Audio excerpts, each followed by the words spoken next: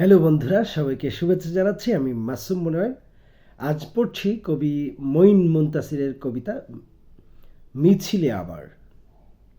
জুলাই বিপ্লবের এই কবিতা মঈন মুনতাসিরের গুরুত্বপূর্ণ একটা কবিতা। এই মঈন মুনতাসির জুলাই বিপ্লবের সশরীর আন্দোলন অংশগ্রহণকারী একজন কবি এবং সশরীরে শরীর ছাড়া নানাভাবে নানাজন উপস্থিত ছিল। এটা আসলে মুখ্য বিষয় না। মুখ্য বিষয় হচ্ছে কবিতা। এই কবিতাটা আমার কাছে খুবই ভালো লেগেছে। তার কারণ হচ্ছে এই কবিতাটা জুলাই বিপ্লবের যে সময়টাকে ধরবার জন্য এবং ওই সময়ের প্রেক্ষাপটকে এমনভাবে উপস্থাপন করেছেন কবি, যেটা আমার কাছে খুব ভালো লেগেছে এবং আমার কাছে মনে হয়েছে কবিতাটা পাঠ করা উচিত।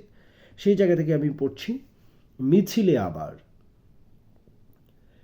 কোনো এক ভোরে ঘুম ভেঙে দেখো যদি তোমার উঠোন সমতল বন হয়ে গেছে রক্তের নদী, তুমি কি আসবে না মিছিলে আবার? তুমি কি গাইবে না গান যুদ্ধে যাওয়ার? কোনো এক ভোরে ঘুম ভেঙে দেখো যদি তোমার উঠোন সমতল বন হয়ে গেছে রক্তের নদী, তুমি কি আসবে না মিছিলে আবার? তুমি কি গাইবে না গান যুদ্ধে যাওয়ার? দেখো যদি রাজপথে ভাইয়ের খুন, বনের বুক জুড়ে বিষাদ আগুন, দেখো যদি ফুলগুলো একে একে শেষ, মায়ের দীর্ঘশ্বাসে ছাই হলো দেশ, তুমি কি আসবে না মিছিলে আবার? তুমি কি গাইবে না গান যুদ্ধে যাওয়ার?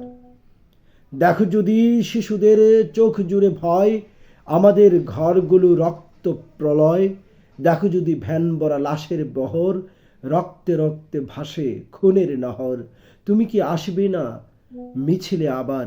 তুমি কি গাইবে না গান যুদ্ধে যাওয়ার? প্রিয় বন্ধুরা, কবির এই যে প্রার্থনা, কবির যে এই আহ্বান যে তুমি কি আসবে না, তুমি কি যুদ্ধের গান গাইবে না, তুমি কি যুদ্ধে যাবে না, যখন শিশুদের চোখ জুড়ে ভয়, আমাদের ঘরগুলো রক্ত প্রলয়, দেখো যদি ভ্যান ভরা লাশের বহর। দেখেন, এই জুলাই বিপ্লবে লাশকে পুলিশ গুম করে দেওয়ার জন্য ভ্যানে করে নিয়ে যে সেই আমরা জানি আশুলিয়াতে পুড়িয়ে দিয়েছে, সাভারে পুড়িয়ে দিয়েছে। দেখো যদি ভ্যান ভরা লাশের বহর, রক্তে রক্তে ভাসে খুনের নহর, তুমি কি আসবে না মিছিলে আবার? তুমি কি গাইবে না গান যুদ্ধে যাওয়ার? প্রিয় বন্ধুরা, আমরা যুদ্ধে যাওয়ার গান গাইব প্রত্যেক সময়, প্রতিটা সময়। যখনই কোনো স্বৈরাচার আমাদের ঘাড়ে এসে বসবে, আমরা তাদেরকে রুখে দিব, যেভাবে আমরা জুলাইয়ে বিপ্লবে রুখে দিয়েছি। সবাইকে শুভেচ্ছা জানাচ্ছি।